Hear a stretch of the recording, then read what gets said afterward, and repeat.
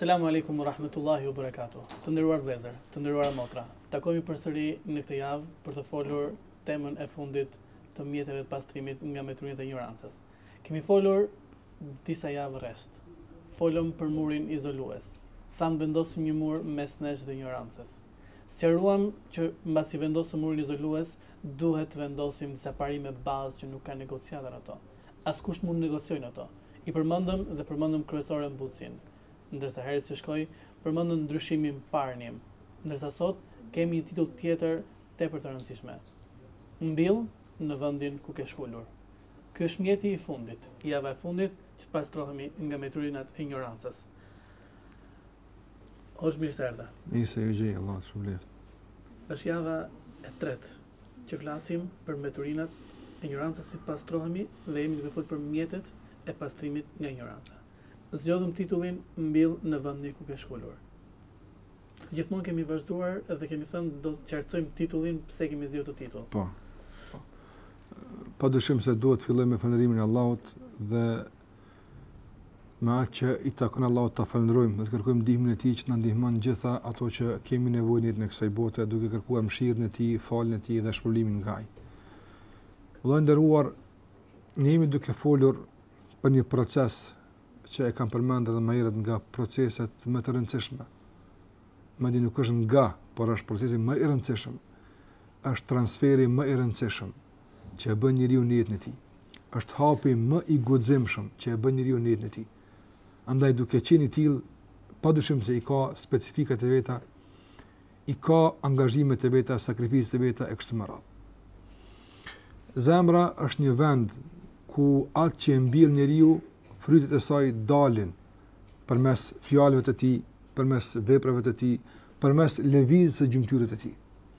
Dhe nëse ne për vite të tëra kemi mbillur në këtë zemër atë që ka çoroditur gjymtyrët tona, ka prishur fjalurin ton, tash me një fjalë të thjesht u pendova, nuk shkulen këto, nuk çrrënjosen këto. Apo e para dhe e dyta, duhet jemi të kujdesshëm se kur të çrrënjosim, çfarë do të bëjmë me këtë tokë të pleshme, që në qoftë se mbillet ajo që duhet, mund të lulëzojnë fryte tepër të këndshme dhe të mira. Andaj ai që dëshon të shërohet, krahas mjeteve që kemi cek, edhe kjo është shumë e rëndësishme, që ky njeri duhet të fillon tashmë të çrrënjos, jo vetëm të largon, të kput, por me rënë të largon. Atë që deri më tani ka zënë vend, aty nuk ka vendin aty. Andaj Allahu xhalla xhelaluhu në çdo vend në Kur'an ku flet për pendimin, e kushtozon që për të qenë ky pendim kualitativ, cilësor, i dobishëm, i frytshëm, kushtozohet që njeriu pas këtij pendimi të bën vepra të mira, të sillet më ndryshe, të flet më ndryshe, të vepron më ndryshe. Kjo është kërkesa e Allahut për çdo të penduar. Si mund të realizohet kjo që unë tash të vazhdoj me njeriu nuk është një makinë, apo që për shembull sikurse e kemi makinën, mund ta ngasësh 180 orë përpara, e ndal dhe brenda 10 sekondave fillon të shkosh mbrapa po ndoshta me atë shpejtësi. Njeriu nuk është kështu. Njeriu nëse duhet të shkojë me një shpejtësi, duhet kohë për të ndalë. Pastaj duhet kohë për ta riparuar dhe rimarr veten e tij për të vazhduar udhimin në drejtim të kundërt. Nuk është njeriu sikurse makina. Nuk është lehtë për njeriu që deri sot ka vepruar vepra të shëmtuara, të këqija, kanë zënë vend në zemrën e tij, kanë shur rënj. Dhe tash do të themi, ai e penduar me automatizëm tash, bëre këtë. Kjo nuk është e lehtë kjo. Po nuk duhet dikush ta merr, po për shkak që nuk është e lehtë do të vënohet ndeshim. Ja. Kjo nuk është e lehtë me ekzistimin e rënjve të bimëve të ndyta. Por nëse ne e respektojmë procesin e ndryshimit, atëherë mund të ndryshojmë së shpejti. Sigurisht kemi folur tek pika e fundit në emisionin e kaluar për ndryshimin. Andaj kërkohet nga ne të bëjmë vepra të mira. Nuk mund të bëjmë vepra të mira nëse brenda ka mbjellje të dytë. Duhet të çrrënjoset kjo. Dhe këtë kemi përshim kur themi mbjell në vend të asaj që ke çrrënjuar, që ke shkullur. Kjo është e rëndësishme. Kjo është kuptimi. Do të thotë ti nxjerrim ato dhe është më rëndësi që ta kuptojmë se në vend të tyre me njëherë duhet të mbilin të mirën. Se kjo tokë është shumë e pleshme. Kjo tokë kërkon që të bindë diçka në te. Në qoftë se nuk mbilin me njëherë atë që është e kërkuar, atër përsëri do të dalin me automatizëm, do të dalin bimë të dëmshme, helmuese. Ato që prishin besimin ton, prishin gjuhën ton, prishin veprat tona e kështu me radhë. Andaj këtë u a themi të penduarve. Në qoftë se vonohesh në mbjellje, që rënjohesha nuk do të ketë kuptim. Nga se do të rënjohet përsëri ajo tjetër në vend të saj. Prandaj shkollat që rënjose dhe mbill atë që duhet. Dhe kjo besoj hoxha vjen një si apel për gjithë ne si thirrsa që duam të ftojmë, sepse ndonjëherë ndodh që dikush që fton ke thot lëre këtë dhe merr një kohë të gjatë, prit sa vash, s'është herët, derisa janë futur helmet të tjera dhe bara të këshjet. Po dyshim. Të këshjet të tjera. Po dyshim se ne mund të presim, nuk prish punë. Por a pret rrethi? A pret shoqëria? Nuk presin ata. Nuk presin ata. Po të pritin ata, edhe ne po presim. Por ata nuk presin, nuk duhet as na të presim. Prandaj, sikur se ka një poet arab, çfarë të mënojë për një ndërtesë, apo që njëri e ngrit e 100 e rënojnë. Kur ngrit e ndërtesë?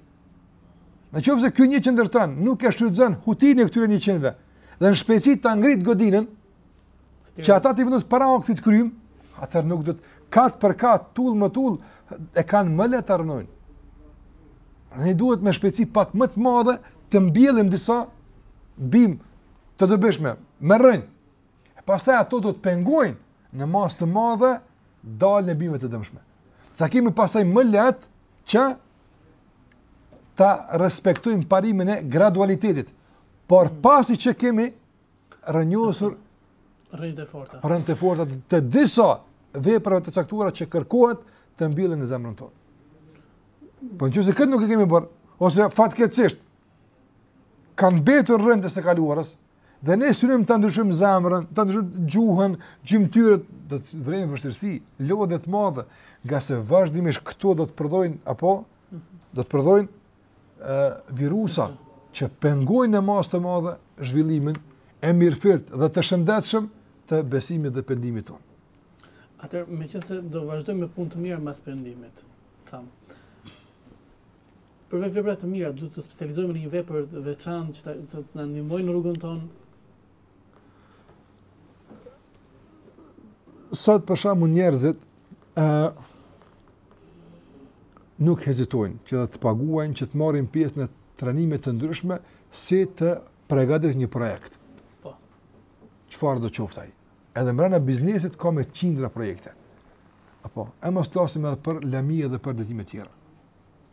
Në sferën e arsimit ka qindra projekte.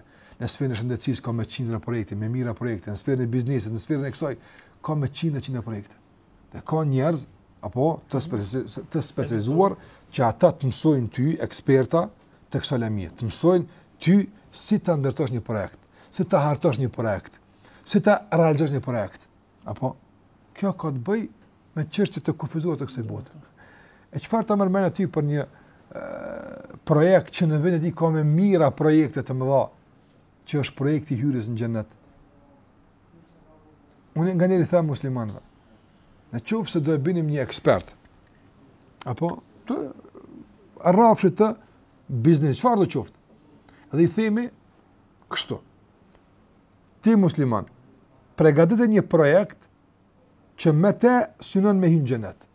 Dhe dorëzoja këtij njeri, apo i cili vlerëson me kriteret e hapjes në dyqani.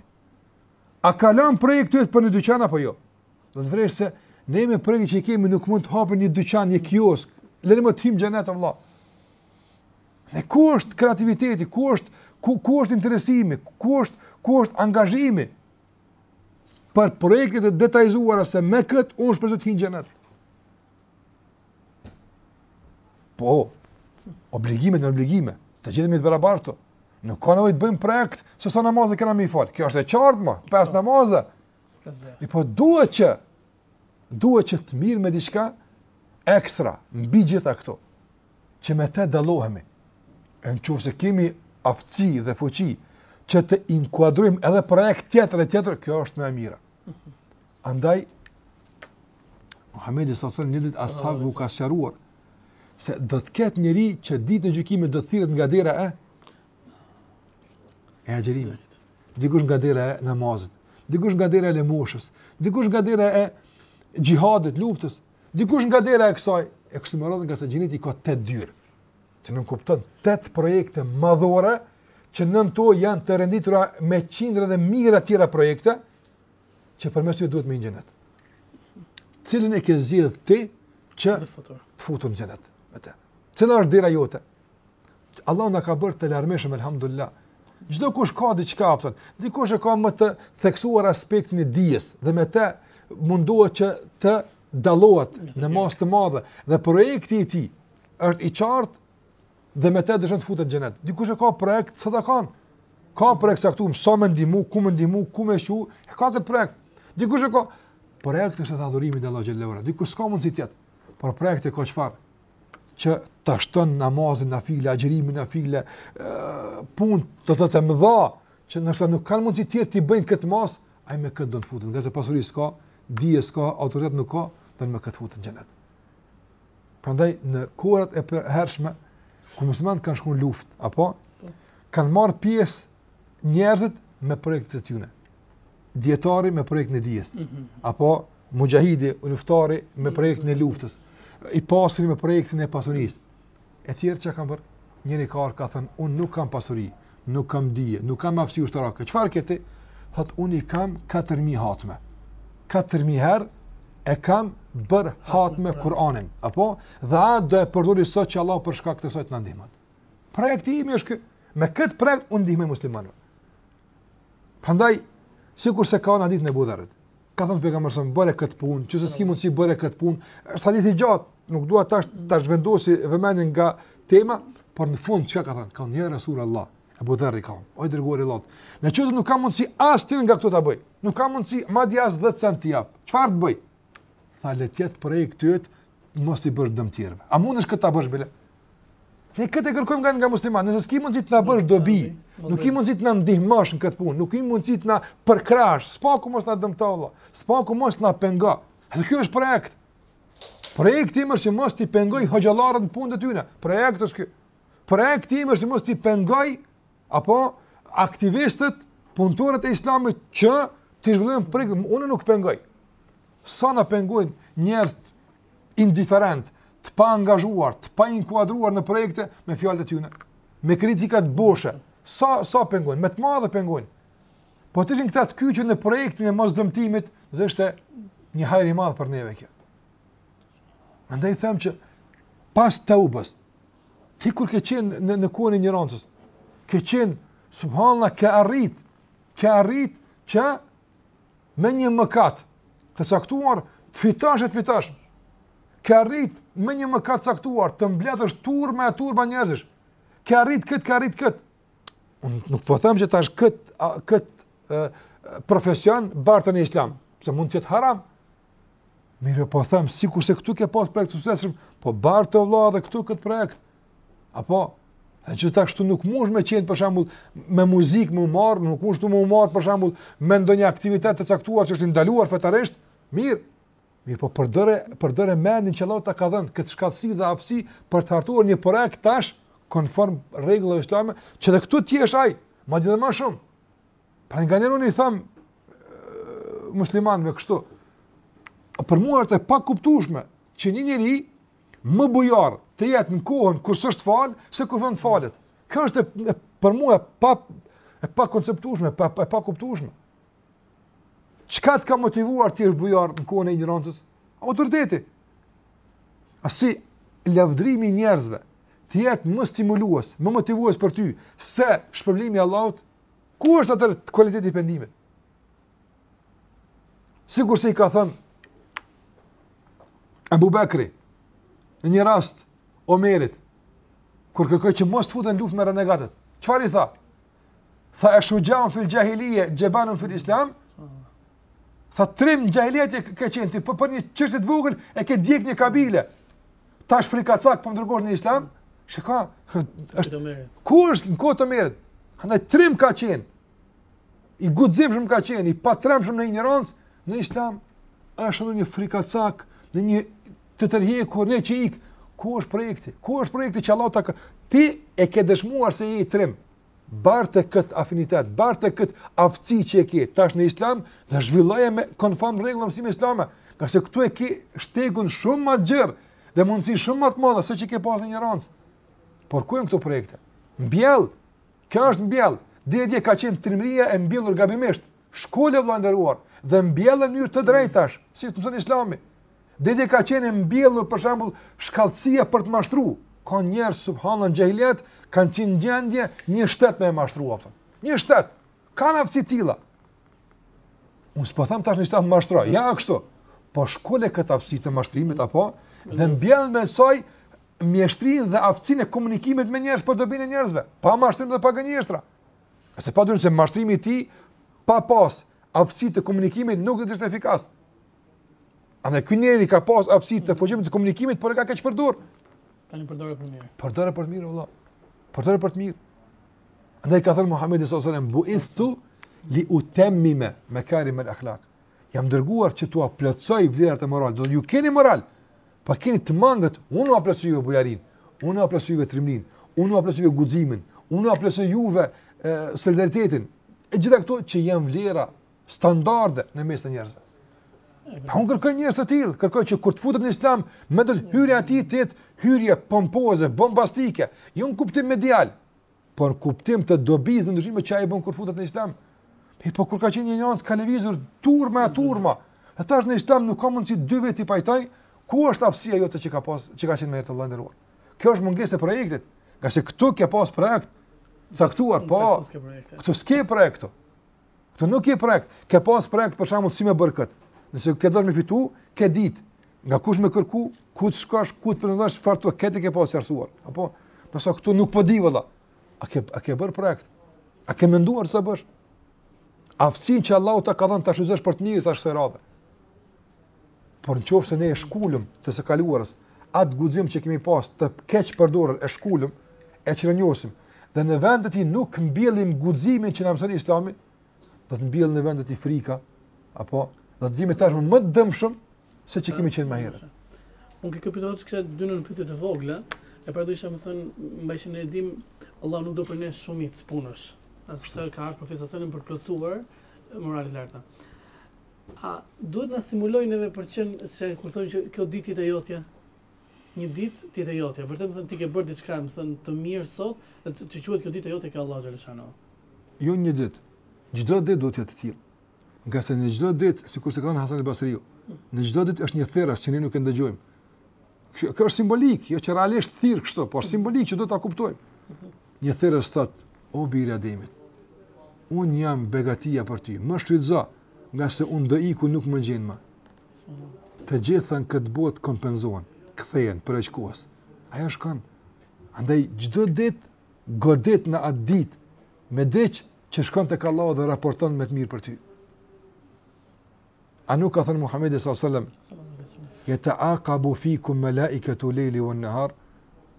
Tek ju zëvendësohen, ndrohen me lajqet e natës ditës. Ata namaz sabat vinë një grup, kujdesarojnë, apo dhe e gjenë musliman duke u fal. Apo dhe ata largohen nga musliman në kohën e ikindis për të ardhur një grup tjetër në ikindi. Ata të parë të sabat që kanë gjetë duke u fal dhe e larguan nga ne duke u fal. Ata kur raportojnë tek Allahu, Allahu thotë, "Çfarë bëni robët e mi?" Thonë një arab, "I gjetëm duke u fal dhe i lam duke u fal." Ata në ikindi që vinë na gjen duke u fal dhe na praktikojnë sabat, raportojnë njëjtë. Para mënyrë të raportohet për ty që gjithmonë po falet, gjithmonë po ndihmon, gjithmonë po ruhen nga mëkatet, gjithmonë. Kjo është ajo që na duhet neve. Të raport, edhe pse Allahu din gjendjen tonë. Por kjo e ka urtësinë e vet pse i raportohet Allahu xhallahu ala. Për të pritojnë ndjesin që gjithmonë është pranë Zotit të tij. Andaj me çka sot është raportuar te Allahu për ty? Ja për këtë nuk duhet projekt. Nëse për shembull sot e dim, kërkohet nga një kryeminist të raporton në Kombet e Bashkuara për parimet, për zhvillimet, apo ai ka sa këshilltar, ka sa njerëz për të përgatitur një raport. Apo ndërsa për ne me lajket raportojnë tek Zoti i gjithësisë, edhe ne skemi kurfar projekti, skemi kurfar angazhimi, skemi ndonjë interesim të caktuar për të raportuar për neve më mirë. Kjo nuk është e ndershme. Ne duhet që të mbjellim deri dje, nëse për shembull mbledhet prindë na shftuar prindi për të raportuar apo për të raportuar kujdestari i klasës për neve, sa jemi angazhuar që para se mbledhet të përmirësojmë notat, të përmirësojmë sjelljen, që spaku të raportohet mirë për neve tek prindi jon. Mirë, këtë aftësi bërtë në Islam valla. Tash nuk po raportohet para prindit, as para kryeministit, as para në organizata ndërkombëtare, po raportohet para Allahut, Zotit gjithësisë. Apo a ke përgatitur diçka? Apo ja ke lënë rastis? Apo ja ke lënë rrugës? Apo ja ke lënë çast në momentin? Të shumë janë projekte. Të shumë janë projekte që mund të bëjmë. Mund të bëjmë shumë. Të panumërta janë. Beso që janë të panumërta. Ka më shumë projekte se që ka njerëz. Ma në shumë më tepër. Ande mund të dalë një njeriu 2 projekte që si ka tjetër të bën. Por kjo don shkallësi, don mund. Të ulesh mendosh, sikosh, këtu çka ka nevojë këtu? Kjo ka nevojë këtu. Unë e kryj kët. Unë e kryj kët. Pra ne kemi ju them kështu bashk ose goditje në një projekt. Po kemi çiftëzim të panevojshëm të një projekti. 10 musliman me një punë mirë. Sa energjia harxhohet apo o kryej unë e kam marrë këtë punë për juve. Këtu e keni një vëlla të juaj musliman që nuk lejon ky kufi të shembet. Unë këtu e ruaj këtë din. Jo ndikon tjetër. Nga zonë projekti. Patyshim. Mi po ganjera vërsulen të gjithë në për shembull në kufirin e dijes. Aty tani ka edhe xhallar, e ka xhamatli, e haxhlir, gjithë në këtë. Mirë është kjo se janë turm, po ka mbet vendkalimet e tjera të hapura, andaj po kalon armikun e për to. Ta aktizoj çdo kush për një ta gjejmë në ditë kon thot unë prej këtij këndi e mbroj fen Allahut azh xhall. Thanë që s'ki mund të ngasni kënd, spaku nga këndi i mirësjelljes. Spaku unë do të jem ai që musliman nuk do të dëmtohen, nuk do të fyen për shkak të sjelljes time. Ka që mund të bëj. Kjo është projekt vetë madhështor Allah. Ke bërë shumë. Nëse sjellja jote në kon mund të na bën që ne të ndihemi këmbë për shkak të sjelljes tonë. Andaj edhe nga kuptimi i domosdoshëm i kësaj shërimi është që dëshojmë projekte. Ku janë? Atëherë, ti më ke pika më thënë kur ne marrim një projekt dhe thamë do dalim inshallah ke zotin në gjykimin të futemi nga një derë. Që mos keq kuptojmë, këtu kam në pikën e dytë. Kur themi do të veçohemi me një projekt, për shembull agjërimin, do të thotë që mos falim namazin, do të falim vetëm agjërim? Jo, unë e thash. Që mos keq kuptojmë. Jo, unë e thash më herët. Ato që në obligative nuk futen këtë trajtim. Po, nëse po flasim për këtë. Nuk bësh i njohur me namaz pse i fal vetëm 5 vakte. Jo, nëse kjo është limiti i fundit, këto bëjmë pjesë të gjithë. Ne po flasim tash mbi këtë ndërto një pallat sa më të lartë që me namaze. Që kur me nafile, vullnetare. Që kur flet për namazin të duket godina jote. Pallati duket, ja ky është ai që ka ndërtu. Ka tjetër që më tul nuk duket. Ai tjetër ka ndërtu me agjërim. Po. Ekstremal. Andaj po flas këto për projekte, po flas në kuptimin e gjërave do të thotë që të i kalojnë themelin, të i kalojnë bazën, që mbi të pastaj ndërtohet ajo që është e kërkuar. Atë ka shumë. Tash për shembull vëllai nderuar. Pse dikush për ne nuk bën projekt? Projekti im është që unë të shpenzoj atë që kam më të dashur. Le të kenë këtu më të kësi. Allahu ka lëvduar njerëzit që japin atë që kanë më të dashur. Jo të gjithë e bëjnë këtë punë. Apo veçohet me këtë. Shikoj njerëz nuk po bëjnë këtë, unë po marr këtë. Dikur për shembull ka për njerëz që për shembull nga projekte që mund të përmendim është ka njerëz që të cilët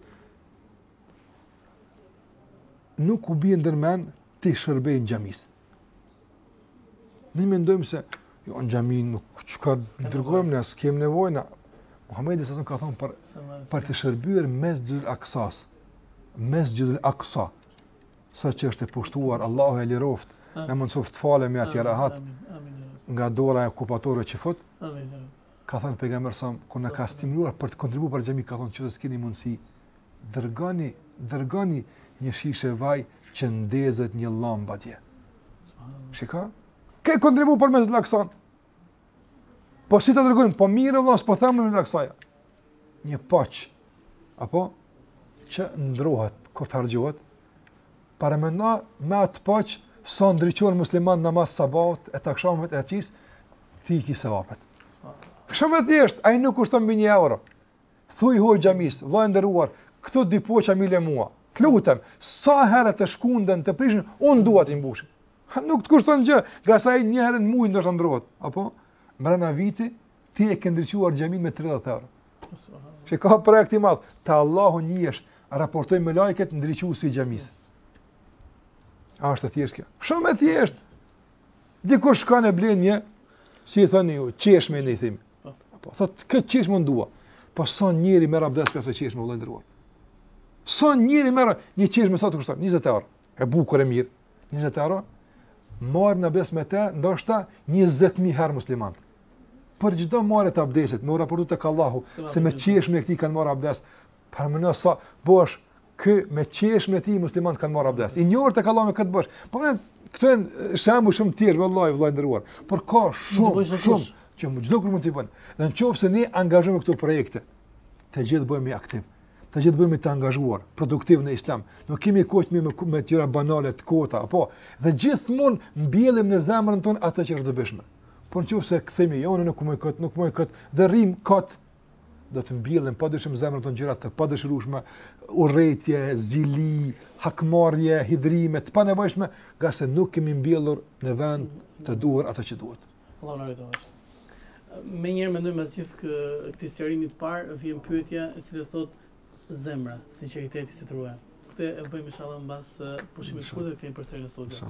Të nderuar vëllezër, le të bëhemi pronar të projekteve të mëdha, projekteve që krenohemi ke Zoti ditën e gjykimit, projekte që nuk kërkojnë shumë monedhë, shumë valutë, ja. Mund të bësh ndriçuesi në xhamie dhe shumë e thjeshtë. Kthehemi përsëri për të vazhduar pjesën e dytë për të ruajmë zemrën tonë në këtë projekt.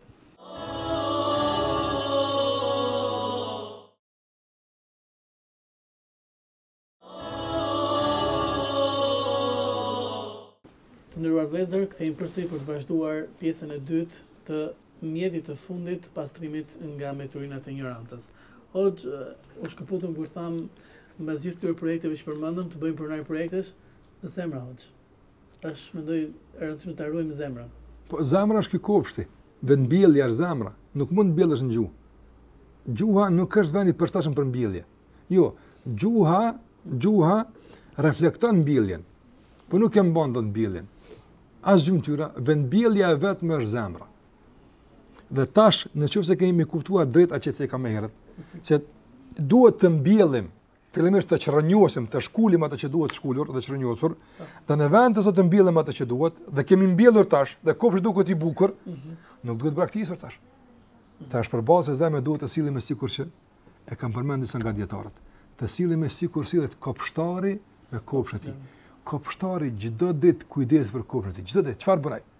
Shikon kjo lule apo zhvillohet si duhet, mos duhet ujitën më tepër. Mos vallë ngjitur gjemba, therra rreth saj që duhet shkulur kputur, po e pastron kput apo largon e kështu me radhë. Ditë për ditë pastaj kujdes për të, duke ruajtur bukurinë e këtij kopshti. Andaj nuk është lehtë të mbahet një kopsht. Edhe në një zemër e pastër. Është projekt mbeti kjo. Andaj bëhu kopshtari zemrës tënde. Që në vazhdimsi kujdesesh për të mbjellurat. Dhe kujdesesh për atë që i pengon zhvillimit dhe rritjes së mirëfillt, dhe të mirë, të dobishme, të shëndosh të mbjellurat e tua. Po normalisht. Gjithë nuk kemi këso kujdesje, e kemi rregulluar kopshtin bukur, kemi çrënjosur nga zemra ato që është dashur të çrënjosur, kemi mbjellur ato që duhet, por nuk kemi kujdesur më. Pastaj kemi braktisur, duke menduar se ato tash me automatizëm zhvillohen, rriten apo pa kujdes, atëra tërë mundë që kemi shpenzuar dhe kohën që kemi kaluar fatkeqësisht e kemi shndruar në armikun dhe dëmin tonë. Dhe kjo i përngjan asaj që ka thënë Zoti xhalla xhelaluhu në Kur'an, mos u bëni sikur ajo që e ka qëndisur apo punimin e saj, ka qëndisur bukur. Dhe posa ka marrë formën e bukur se del një portret i mirë, apo ka marrë dhe e ka qthurur. E ka prish me dorën e vet atë që është lodhur të ndërtat. Të fatkeqësisht kjo nuk duhet na ndodh. Që ne ta thurrim bukurinë e peizazhit të zemrës tonë që e kemi thurur me mund, apo ta prishim kopshtin tonë për shkak të një neglizhence dhe moskujdesi që kemi treguar.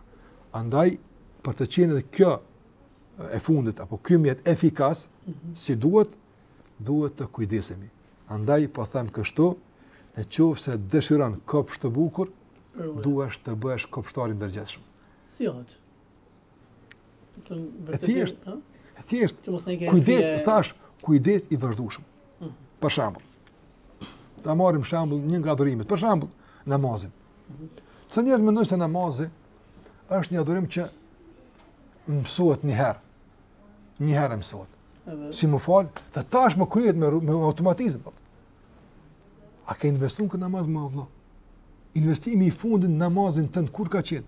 Që të jetë më kualitativ.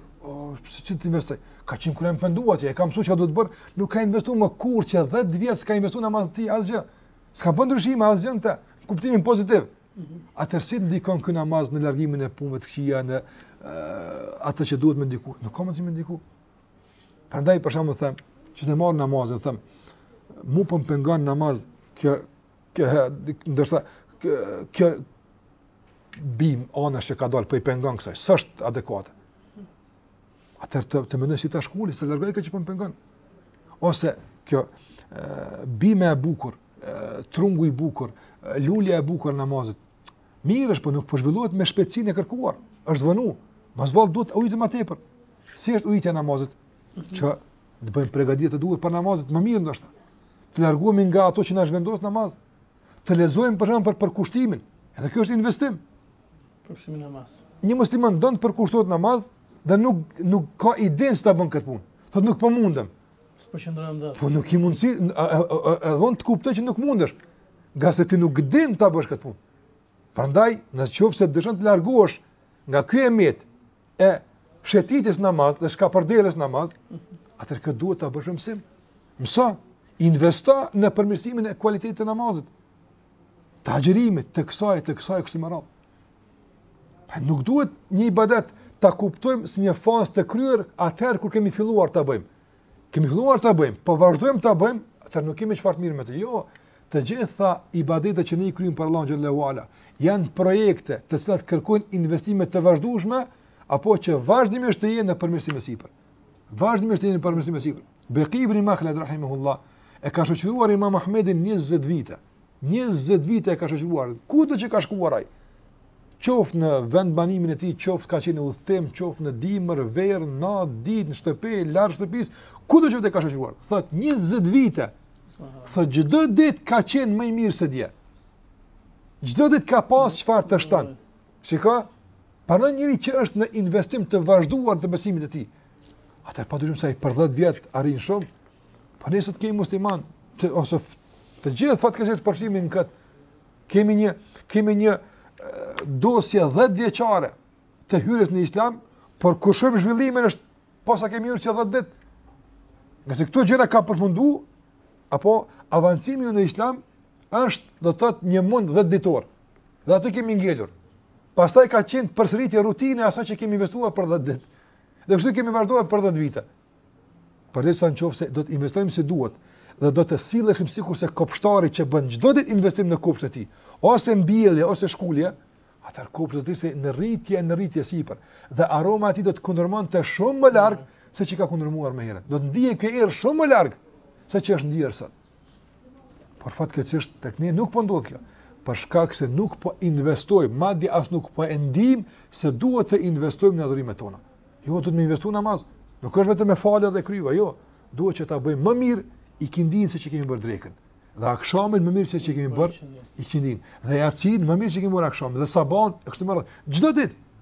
Edhe nëse ky investim është shumë i vogël. Shumë i thjeshtë, por me kalimin e kohës bëhet shumë. Nëse për shembull dietarët e kanë zbërthyer këtë në raste të ndryshme. Ka thënë nëse njëri e mëson nga gjysma e ditja, ka thënë për kaq vite e mëson Kur'anin përmend. Paramenat çdo ditë për shembull, çdo ditë nga një ditë më lezuar. Nga një ditë më lezuar.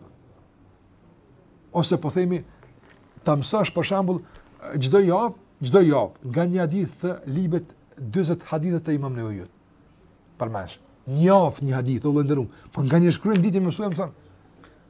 Më thënë pa mbush viti pa mbush ti e përmend se 40 hadithe bazë të fesë islamit. Për një vit. Vitin tjetër investon në kuptimin e këtyre haditheve. Apo për 2 vite, për 3 vite, apo ti mund të bësh një predikues i mrekullueshëm i 40 haditheve bazë të Imam Nevojut që janë baza e islamit. Për 3 vjet. Pa harxuar. Pa harxuar asgjë dhe ti je shumë korrekt, stabil, i dishëm. Po. Ne kemi shumë musliman që 10 vite në Islam nuk din ta sqaron familjes së tij një hadith të thjesht në abdes. Gjithmonë e mësuar që diku duhet të jetë dikush përgjegjës i këtij predikimi. Apo ndërsa ai me kalimin e kohës ashabët e pejgamberit kështu kanë qenë. Kanë mësu, pastaj janë shndruar në dietar për tjerë. Unë nuk po them që të bëhemi hoxhallar, qase ky është projekt tjetër. E ka rrugën e vet. Mirë po. Përgjegjës për familjen e tij, për të afër me tij, për miqtë e tij, të din t'u shpjegon.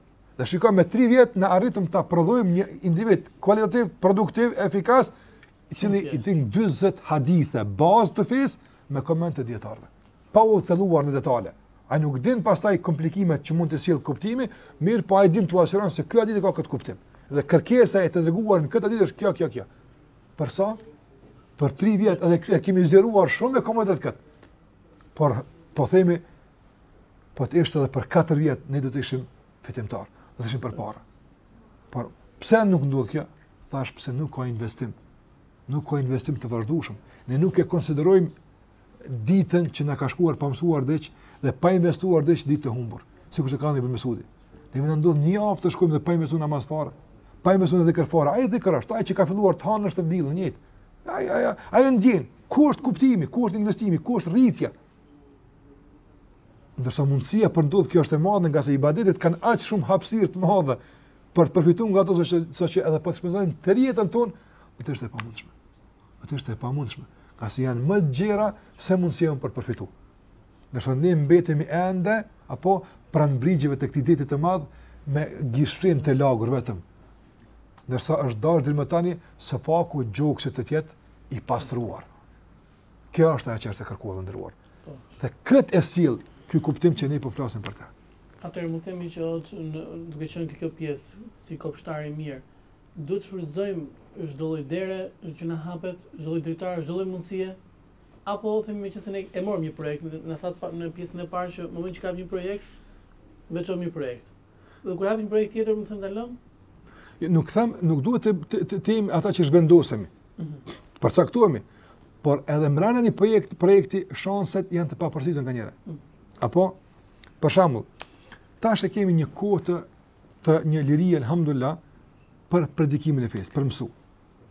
Dhe xhallar duhet të mobilizohen të bëjnë revolucion shkencor në përhapjen e dijes, mësimin e dijes. Dhe xhamat duhen të gjithë të kumbullon, nga se nesër ndoshta vinë pengesa të caktuara, angazhime të caktuara, nuk mund të jetë komoditet. Është një shans ta shfrytëzojmë. Nga se na është hapur një derë. Hapet dera tjetër, ta shfrytëzojmë maksimum sa është e mundshme.